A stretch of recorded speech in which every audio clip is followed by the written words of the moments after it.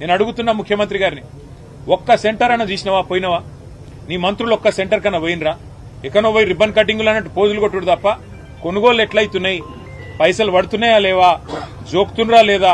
5-6 కిలోల తరుగు ఒక్కొక్క మరి సెంటర్లో ఇయ్యాలా? మీరు చూస్తే ఆ రోజుల్లో రేవంత్ రెడ్డి గారు చాలా మాట్లాడారు, కానీ ఇవాళ ఒక్కొక్క సెంటర్లో ఒక్కొక్క రైతు ఇబ్బంది పడతా ఉన్నాడు, అవస్థలు పడుతుంటే ఒక్క మంత్రి పత్తా లేడు, ఒక ఎమ్మెల్యే పత్తా లేడు, ఎక్కడోళ్ళక్కడ తప్పించుకుని తిరుగుడు తప్ప ఇంకోటి లేనే లేదు.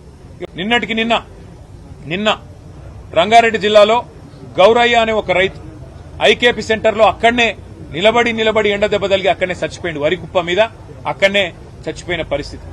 మహబూబాబాద్ లో వెంకన్న అనే రైతు ఒకటే రోజు, నేను చెప్పేది ఒకటే రోజు నిన్నటిది, మహబూబాబాద్ లో వెంకన్న అనే రైతు నిన్న సెంటర్లో కూసోని ఆఖరికి వానబడేటట్టుంటే అటూరికి ఇటూరికి ఆ టార్పాలిన్ కప్పేందుకు ఆయన మరి పంటను కాపాడుకునేందుకు ప్రయత్నం చేసి అక్కడికక్కడ పిడుగుపడితే సెంటర్లోనే ఆ వెంకన్న గారు కూడా చచ్చిపోయింది. అంటే ఇవి ఖచ్చితంగా ప్రభుత్వం చేస్తున్న హత్యలు, ఇవి ఖచ్చితంగా ప్రభుత్వమే రైతులను వాళ్లను సంపేతందుకు, వాళ్లకు ఊపిరి లేకుండా చేసేందుకు చేస్తున్న ప్రయత్నంగా కనబడతా ఉంది.